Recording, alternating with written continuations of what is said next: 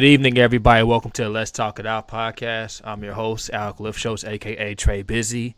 I want to thank you guys for tuning in last week and everybody who subscribed to the podcast network. It's available wherever you listen to podcasts, so you should go ahead and subscribe to it. I just wanted to thank everybody who has been giving me positive feedback, everyone who's been, reaching out to me. They understand I have a lot going on right now. I do appreciate you guys. It's been a battle these last couple of weeks for me personally. So, man, it's still going, though. We got to stay strong. So I just wanted to, before I keep going, I just want to say happy birthday to Nipsey Hussle, man. I mean, he's gone too soon, gone way too soon. You see the positive impact he had on society and on his neighborhood and on just music in general. Like, a lot of people reached out, a lot of people came out and very vocal about it. It's been a very like an outpour of people just in support of him and his family and his girlfriend. It's really sad. The guy would have been 34 years old today. That's not old at all. He'd have been 34 years old today, and his life was taken over something silly. So again, happy birthday to him. May he rest in peace. So before I go on too much further, I actually have a guest with me tonight. I don't want to, because I could talk for about another 30 minutes straight without introducing the guest. I'm not going to do the guest like that, man. Antoinette Ward is with me tonight. Antoinette, how you doing tonight? I'm doing good. That's good to hear. I want to thank you for taking time out of your busy life and busy schedule to come have this conversation with me on Let's Talk It Out. I'm pretty sure to get everybody in the chat room, people that listen back, are going to appreciate it as well. Yeah. So before we get going into the meat of the conversation, I just want you to tell people a little bit about yourself. Give them a quick rundown of who you are as a person and why you're passionate about mental health. Well, I am an instructional aide for District 201U, and I am a studying psychologist. And I have a passion for mental health because I feel like Black people ignore mental health fully. Everything is about pray about it. It can go over if you pray hard enough, and it's like, no, it's not going to go nowhere. They actually need tangible help. And so my job is to educate those about how to get mental health help, and that it's important. Your mental health is important to your whole well-being. Mental health is very important. I saw you post something about it earlier today, saying how the church disassociates with mental health. I mean, I could go on record and say I have spent most of my life in church. As I grew up, I have no memory of it being discussed, and I've heard almost every story, every instance in the Bible, and I cannot think of one time when it was discussed in church or brought up as a topic. Now, things have changed a lot since then. There are some places that have like classes about it. Some churches have classes about it. But as a whole, if you go to an old school Baptist church with the benches and the hymn books in the back of it, they don't talk about it. People come out with the robes and they have like 5 deacons and they all pray 4 times during the service, and the service lasts 8 hours. You're not gonna hear one thing about it. Not at all. That's pretty sad. So again, I do appreciate you for coming on tonight. Now that we got the introductions out of the way, I want to get right into the meat of the conversation. We talked, I want to say, about 3 weeks ago, because I posted something on my Facebook page, and my status said I wanted to do a series about domestic violence. Right, a series on the Let's Talk It Out podcast, and you commented on there and said you want to be a part of it. So right. We had a conversation before, and you told me, you were able to survive living in a violent household, abusive household, because again, abuse goes beyond physical abuse. You could be emotionally and mentally abused by someone as well. What's going on, chat room? Hey, chat room. I just want to say hi to the chat room real quick. Go ahead. I see Happy Thursday. Let's Talk It Out family in there. What's going on, everybody? Hey, chat room. So, I just want you to just tell me how you overcame, Because a lot of times with people that do survive these instances in these relationships, there's a process of there's a trauma that comes with that, right? So there's like a long lasting effect of it. Like you think that person you date after that is going to have the same characteristics of them. Like even just like little small arguments could just trigger something in your mind that reminds you of the previous relationship, the things you went through in the previous relationship. So what's like some ways, and I want you to just, as honestly as you can, as you're comfortable to say, just give me a little bit of a rundown, like what that was like, like moving on for that. Like, how was that for you? Dating again after coming from abusive relationship, hard because not many people understand abuse. And because no one understands mental health in the Black community, and I date Black men, they don't have a tendency for you to have to ignore what has happened to you in the past. And you have to suffer in silence.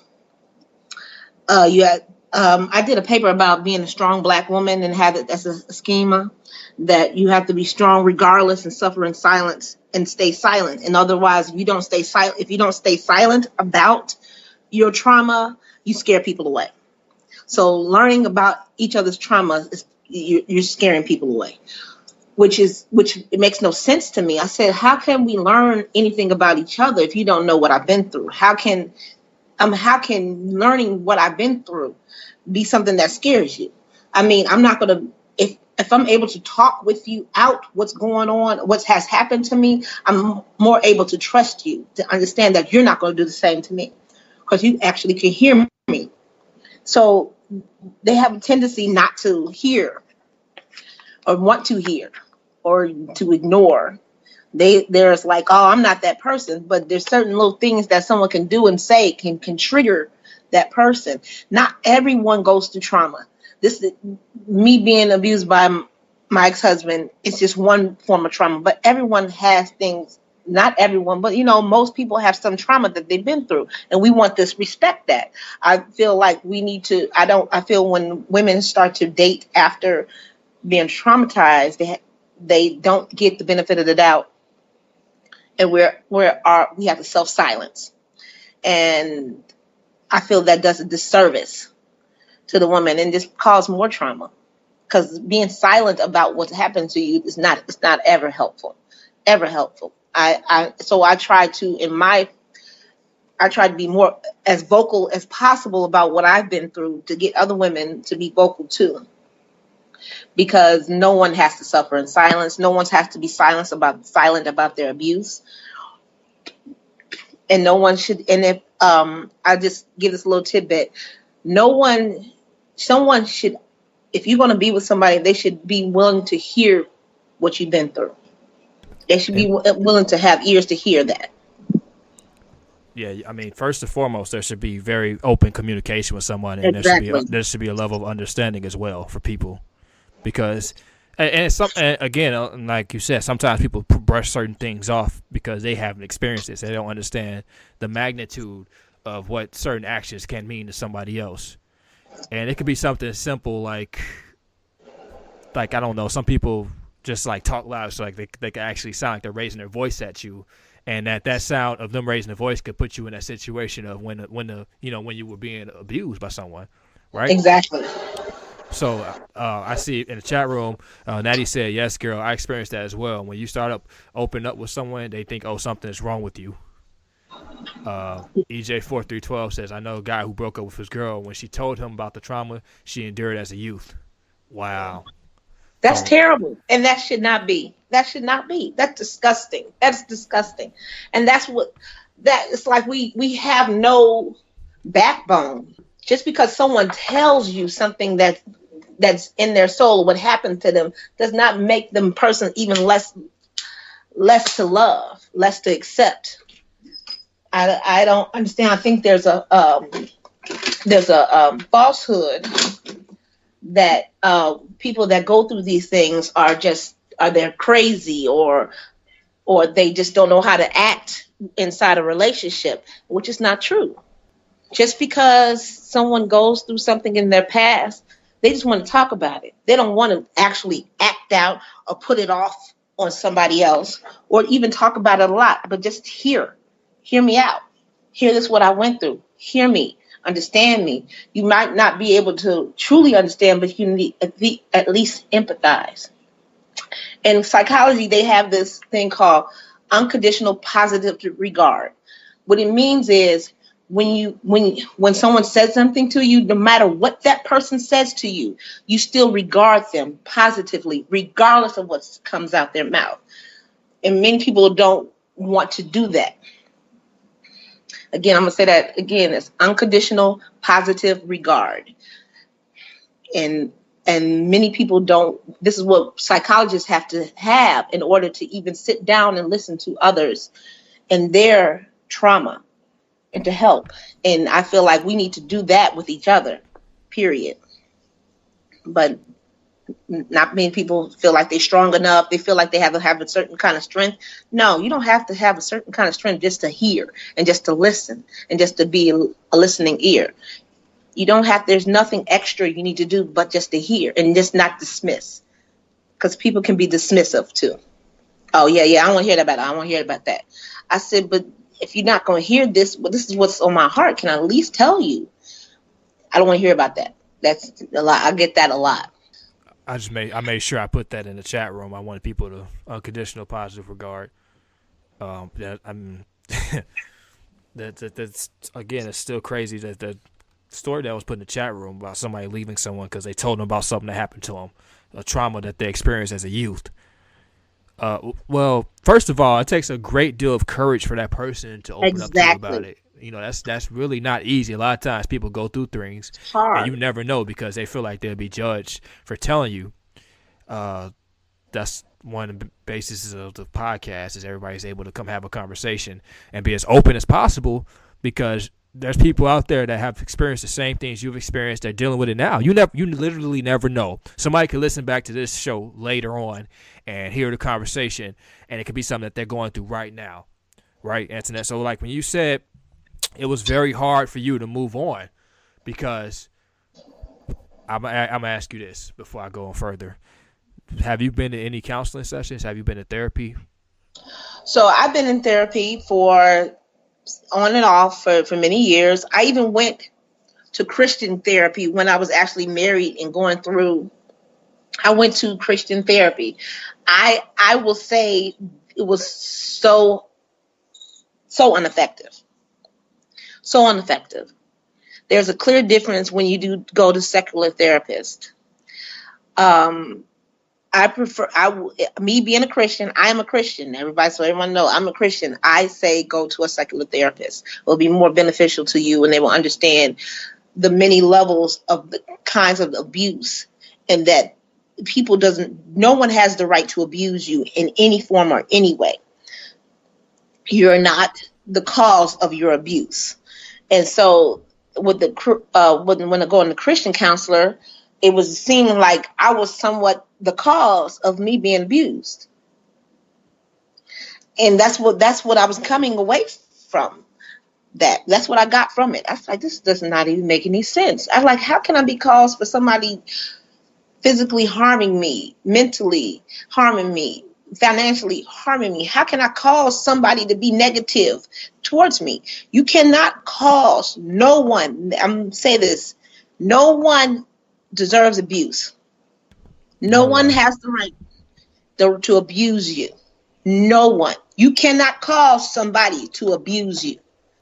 I just want to make that clear. You cannot cause nobody to abuse you. And so when I went to I think like some years later, I had blood pressure really high. I was dizzy and I was in the hospital. I was in the hospital. A lady came up to me, a social worker came up to me and asked me a whole bunch of questions.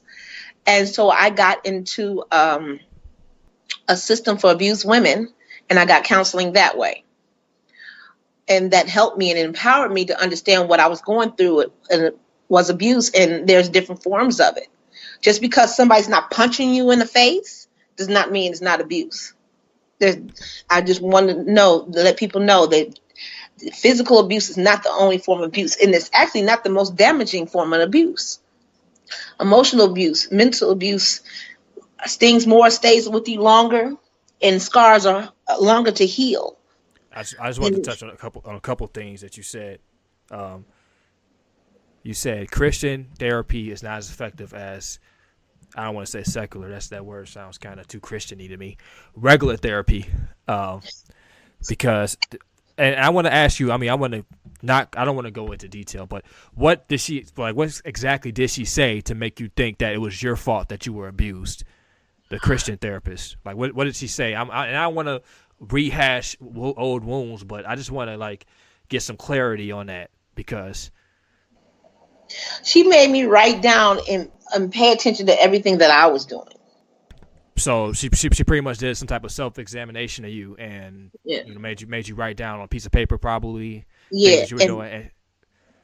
What was I doing? I was like, this is not about me. I'm saying this is happening to me. This was going on, and it was like me. It was like more focused on what I was doing. So it's like, I'm the cause of me being abused. I'm like, this is crazy. But then with the secular, well, you know what, was regular psychologist counselor. They teach us what's abuse. What is abuse? You go to a class about what's abuse, and so you can recognize and see what abuse is, and that you no longer feel the guilt of thinking that it's you. Because I always thought it was me. She told you to go through a class for that? Yeah, I went through a class. And part of the program is that we go into class to learn what abuse is. Because not many women or men know what abuse is. Men are abused too. Women are abusive too. And they don't understand what abuse is. Women are very abusive with their words, man. I'm telling you. They... Yeah. And the comedians make jokes about it all the time. Like when they say, I heard one the other day, this guy was saying, when you get a woman mad, I mean, this dude was like, she said, that's why your mama was a crackhead. Like, damn, bro. Like, I mean, he said it in a joking way, but still though, that's why your mama died. Like, damn, that's why you ain't had no dad. Like, and it's like, she said it in a joking way, because it was a comedy. But even still though, like, words hurt sometimes more than anything physical. Words get hurt. They subconsciously just be in the back of your mind, just sitting there, and all of a sudden they'll just come to your conscious, like, during another relationship or something like that. And they just make you feel like, man, you feel insignificant now. Women can be very manipulative. They can manipulate situations to make you think that you're doing something wrong and you're not doing anything wrong. I've seen it all kinds of ways. And what makes it so interesting, women don't think they're abusive when they are. I think the most common line is when they tell you you're not a real man. Yeah, they emasculate you. You're not a real man, and I actually had somebody say that to me one time, and I was in my younger days, one of my early on relationships, and my clapback was probably really like just on the same level, if not more. And again, I was younger. I'll never forget. She said that to me, and I was like, "Well, how would you know what a real man is? Your dad left your mom." That was my response to that. So obviously, I won the argument, but in the long term, it's like, damn, like that's those types of that's not normal to have those kind of arguments. Like the whole purpose of an argument, in my opinion, I actually don't even have arguments no more. I have debates, right? The whole purpose of that types of thing is to get somebody to see your idea, see your side, see why you look at things the way you are. It's not to hurt that person. You know what I'm saying? You should never want to hurt someone you're in a relationship with, right? You should care about them. You should want to protect them. You shouldn't assault them. You shouldn't call them outside their name, right? Right. I don't have arguments. I have a debate. And if the debate is pointless, I'll be like, you know what? This isn't getting solved. This isn't going anywhere, right? I mean, people. I mean, again, I for me personally, I can't, I can't have arguments, that because it goes down a path and ends up becoming insults, and then like once you cross certain lines, you can't go back, right? So. Right. What I also want to say is, Lord, I just lost my train of thought.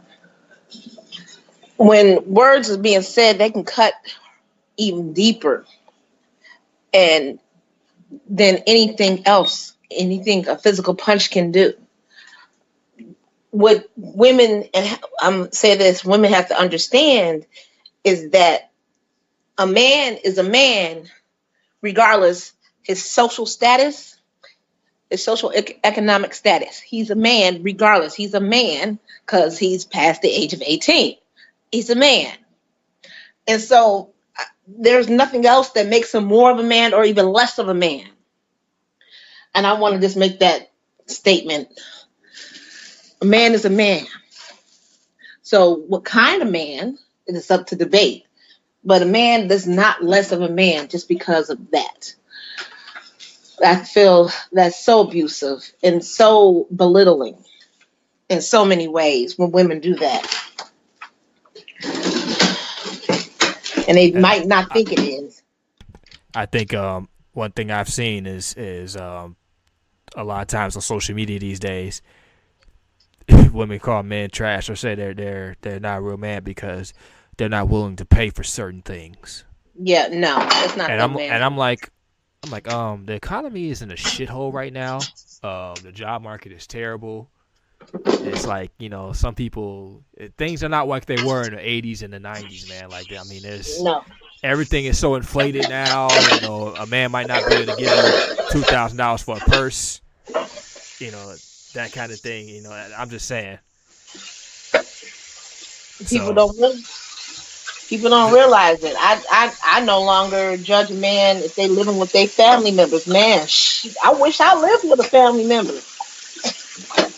Because it's hard. It's hard living by yourself. Oh, he's not a man. He lives with his mom. What's that? No. Does he go to work every day? Does he have a job? That's all that matters. So that's no longer. I can't judge anybody that way at all, period. Because there's point in time where I was struggling. What the heck? This is stupid. Too many ups and downs happens in the world in order for us to give people unrealistic expectations for each other. I'm sorry. Yeah, that's again. I mean, the world has changed tremendously since I was a kid.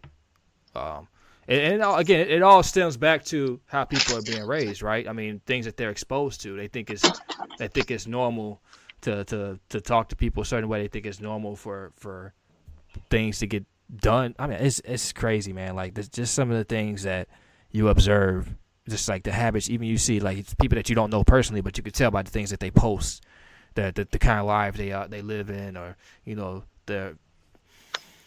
their idealisms are just like pretty just ignorant, for lack of a better word, ignorant. And that doesn't mean a lot of people associate ignorant being stupid or something. Like, it doesn't mean they just don't know better, man. Like, they need to go pick up a book. They need to go to a class. They need to go see a therapist, not a Christian therapist, obviously, because they're gonna try to force you to take a class that's gonna probably cost money to take.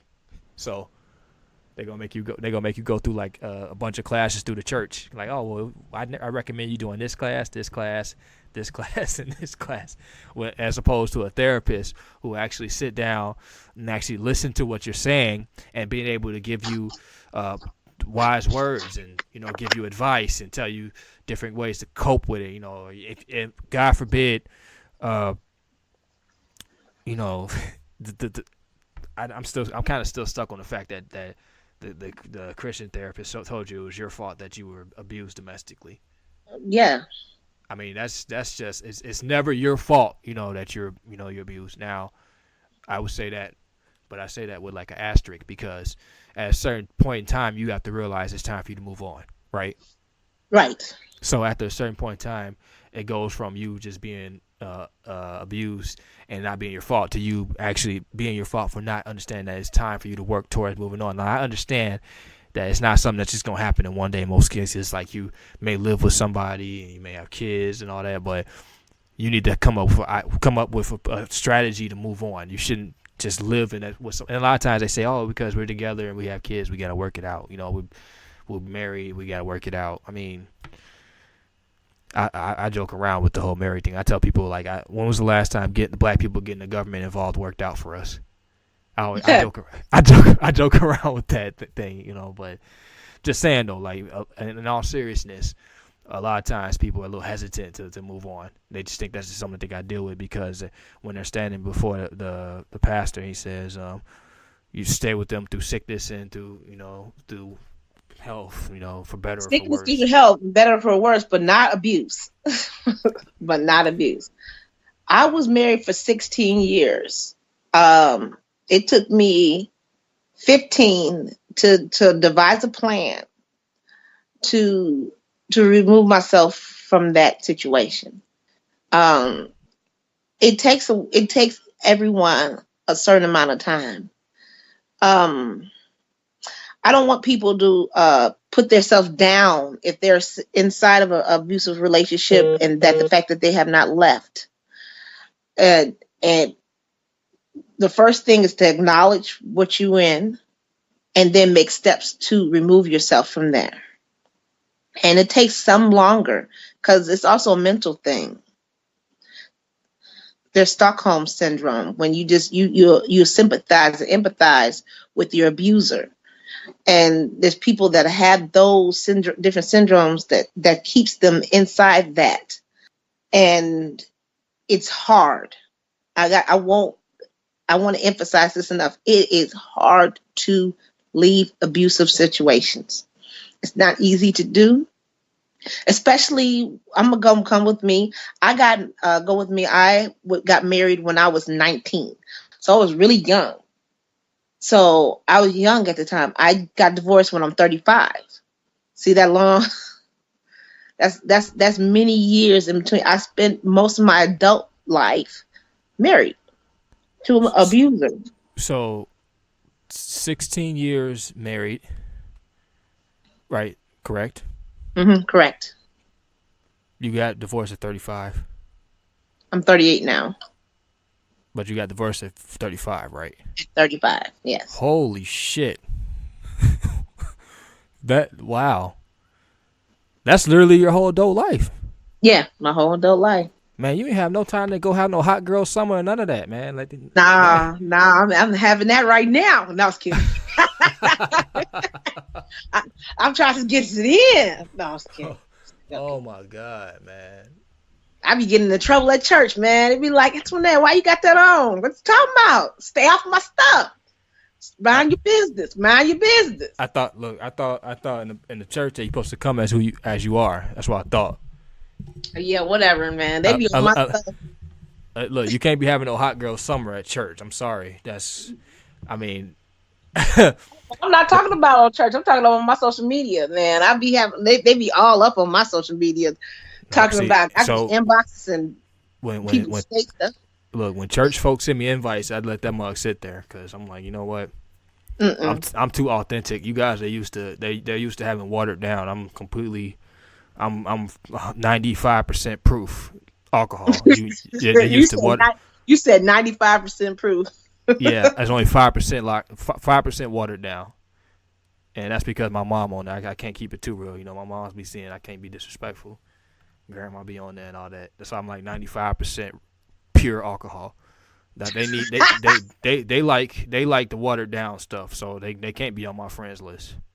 I'm just looking at the chat room. I need to catch up a little bit. EJ4312 says congrats on being able to move forward.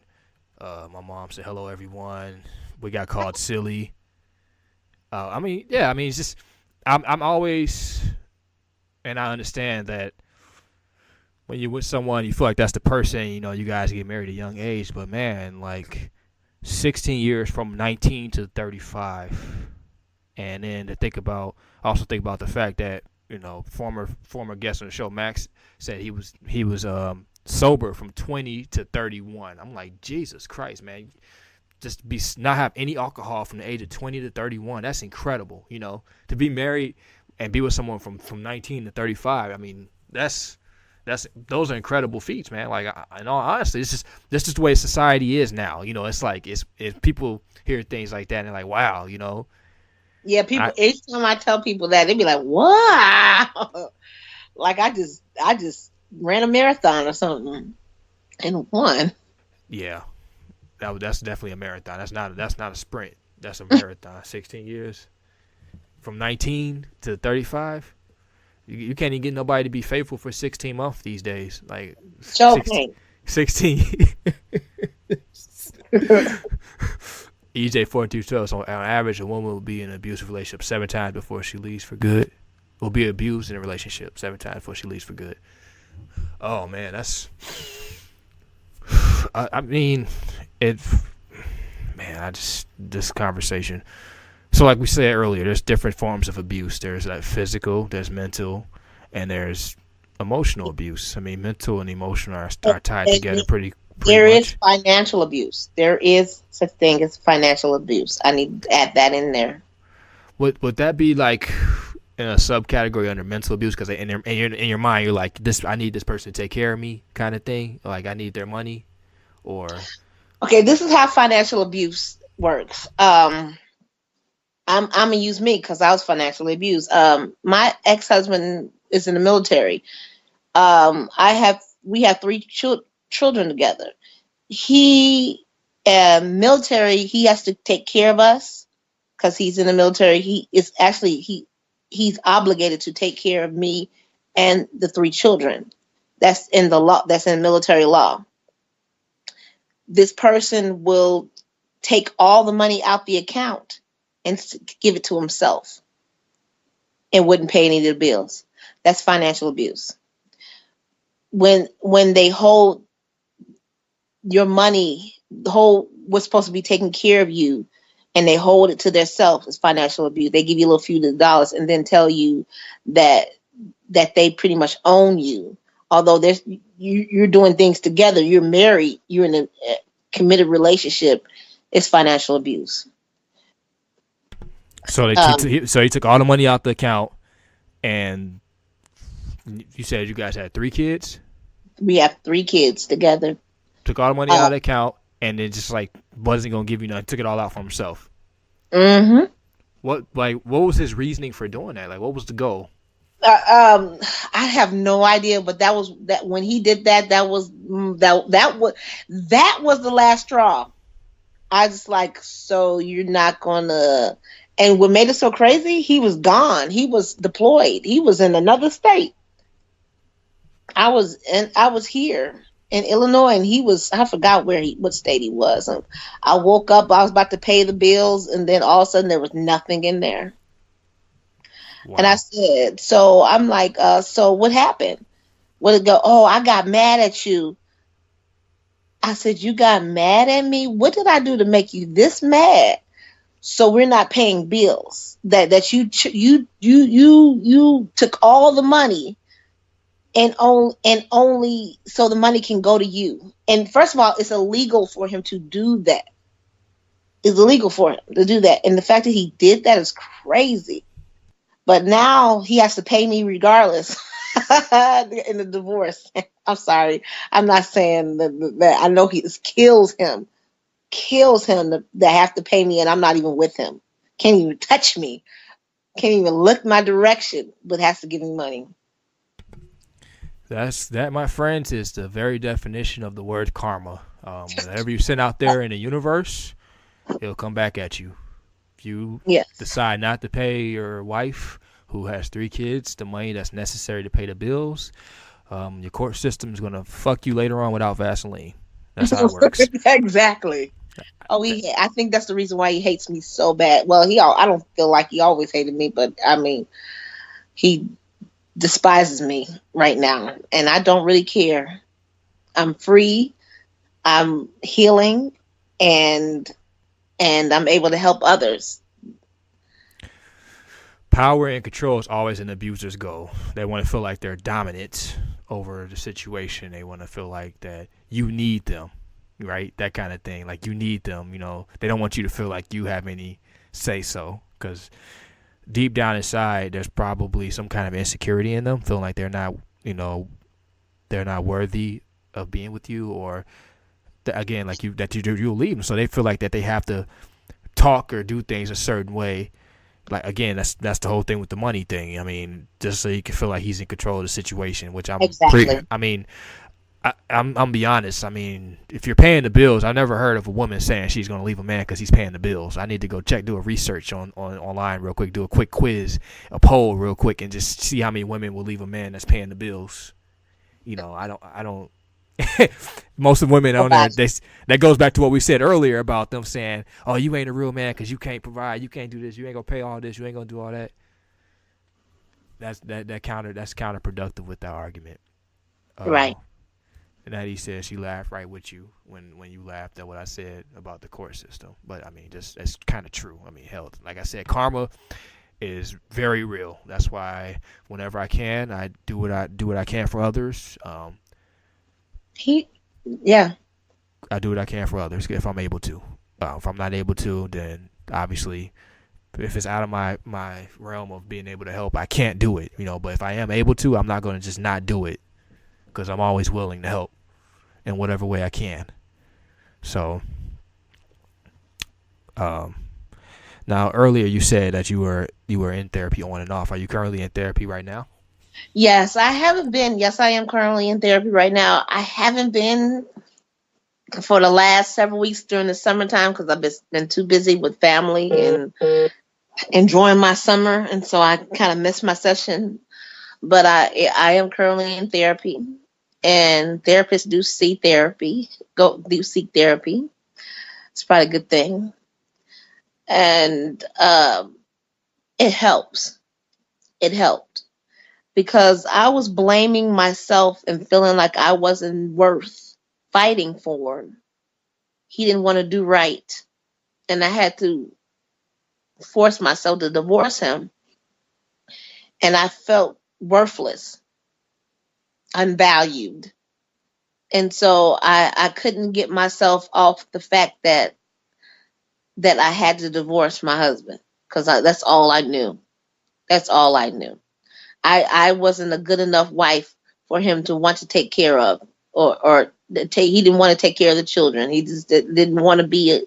He just didn't want to help. He didn't want to do anything. And I was like, there must have been something wrong with me for him to be this abusive towards me. I must have not been worth that. And I blame myself fully.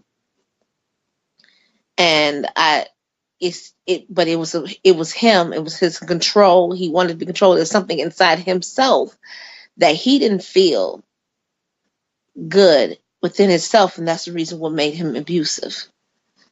And so I had to understand this. I did not understand that before because I always blamed myself. I always blamed myself. If I didn't, I said I wasn't good enough. I should have did this. I should have did this. Maybe I wasn't pretty enough. Maybe I wasn't thin enough. Or maybe I wasn't this enough. Maybe I need more education. I still have a little inside me. The reason why I pushed myself so hard to finish my bachelor's, and I pushed myself so hard because I feel like I'm not worthy to be loved unless I reach this level high enough to be loved. It's terrible. It's not how anyone should think, but that's what I was thinking with. That's what that relationship left me with. But the truth of the matter is everyone deserves love no matter where they are in life, and don't deserve to be abused, and deserve respect regardless where they are in life. And I had to learn that. It took me a while to understand and learn that because that's not what I was being taught inside that relationship. So I wanted to ask you a personal question about your ex-husband. How was his life growing up? Like, how was his parents' relationship? Their abuse. My father-in-law is very abusive. He's still abusive, and they're still married. And my children are now seeing him as he truly is. They're seeing how he is abusive towards Miss Green and them, and so they show their true colors. So my ex-husband got it honest. He learned from the best. And I saw that what makes it so bad, I saw this abuse happening before I even got married. I even told him, and this is what I said: if you have any kind of red flags, oh, look at the people's family. Not everyone match their families. People are not like their families, but sometimes you have to look at where a person come from for that will give you an idea of how they're gonna treat you. Most of the time, not sometimes. Most of the time. I Yeah, mean, and so he came from. I didn't want to get married to him because I saw where he was coming from. I said, "You're gonna treat me just like your mom. I mean, just like your dad treats your mom." He says, "No, I'm not." He did everything and worse when we got married. Everything and worse. And then also, although he, Mister, I'm trying not to give names. My father-in-law was abusive to his wife. He also was abusive to me. in what way? In a mental way, like how he talked to you. mentally mentally, and this man tried to come at me and would say the most inappropriate things to me Came at you in a sexual kind of way. in a sexual kind of way. And I that right there, and then what I that right there, I do not recommend anybody ever going through that, because that's the weirdest. I'm about to cuss. That's the weirdest thing ever. Yeah, so I dealt with not just that too, in the 16-year marriage. That was one of the hardest things. Not only does he would do that, but then he would belittle me at the same time, tell me I'm not nothing, I'm worthless, and Michael's doing this, and he this and this and this and this. But then at the same time, as he tried to make sexual advances towards me, it was a hot mess. Yeah, yeah. I that's something that's I different. That's a different story. Well, first and foremost, if you curse on my podcast, I won't tell anybody. Okay. I know where they go. Like Antoinette Ward was cussing on the podcast. I Well, didn't know she be getting down like that. well, the church people need to understand that this is an unedited podcast. All my platforms understand that it's labeled as that, so curse words will fly sometimes. That's not a regular occurrence, but it does happen. This isn't Bible study. I'm not sure if there's a kind of misconception with that. Anybody who will listen back, this is a conversation, a serious, unedited conversation about mental health.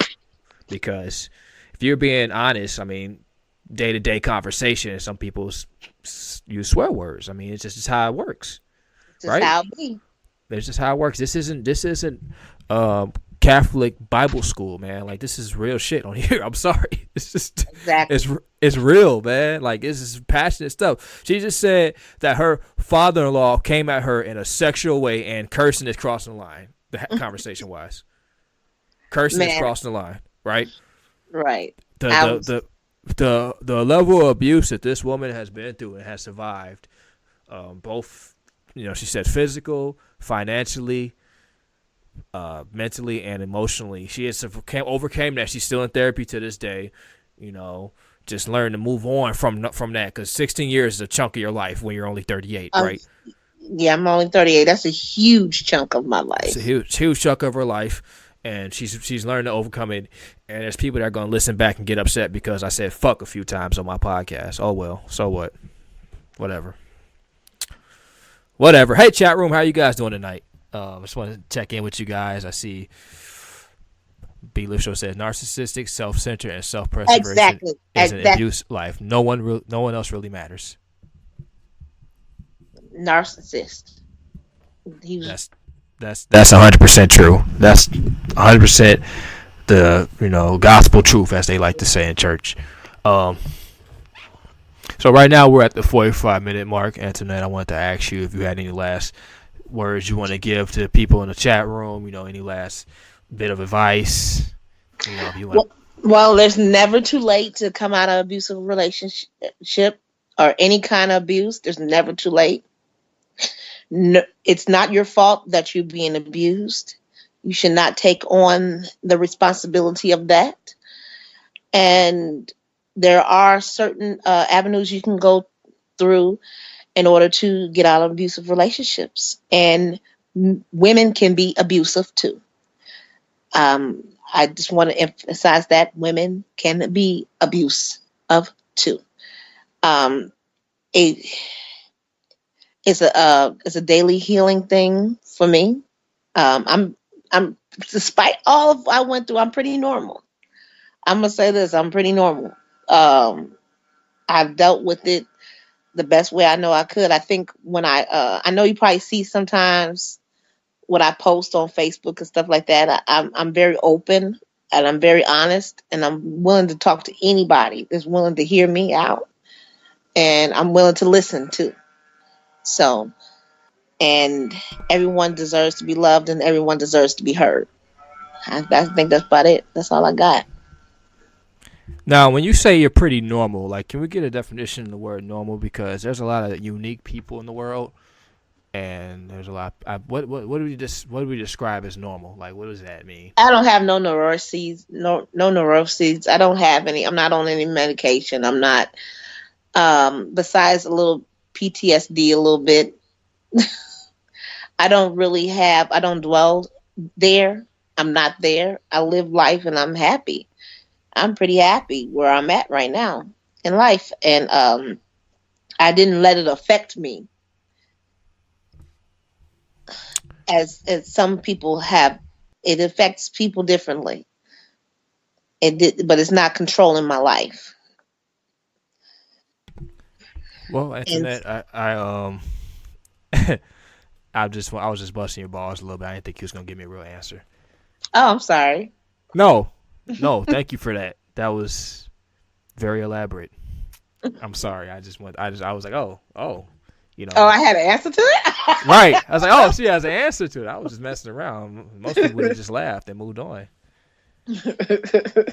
Because like I'm normal. What is normal? I mean, it's people. The individuality is what make you the person you are today. I'm normal. Is Everybody just has their own baseline. normal. Normal sounds kind of boring. Yeah, I'm unique. How you describe yourself? Oh, I'm normal. Okay. Uh, I'm sorry. yeah, Um, yeah, okay. uh, Yeah, that dude. Now since you put it that way, oh my goodness. that's where again it's all about perception, right? That's where my Yeah, it's mind went. all about perception. That was my mind when I say, what does normal mean? Like, does that mean that you work like you're in a cubicle somewhere? Oh You hell know, no, you drive 2 hours in traffic every day. no, Eh, is that normal? Like that's a typical American household. no. Let me That's go. right. That Let me sounds go. like BS to me. Let me spend 4 hours in traffic a day just to sit in a cubicle for 8 hours and Yeah, deal that with a sounds like. boss. Deals with a boss I don't like who makes me work on Saturdays. Oh hell no, I just can't. I I'm can't sorry. work on Saturdays. I can't. I'm That's sorry, just. chat room. Sometimes things go to the left, kind of. Sometimes in conversation, I got a very vivid imagination. Things just start just. So I want to thank you guys for tuning in tonight. I want to thank everybody who's listening back to this on the podcast version of the conversation. I appreciate all the people that subscribe. People that haven't subscribed, make sure you subscribe to it. It's a great conversation. Again, I want to thank Antoinette for coming on. Antoinette, you were very, very, just delightful to have you on here. I mean, and the chat room loves you. The conversation is great. I've learned a lot from having a conversation with you tonight.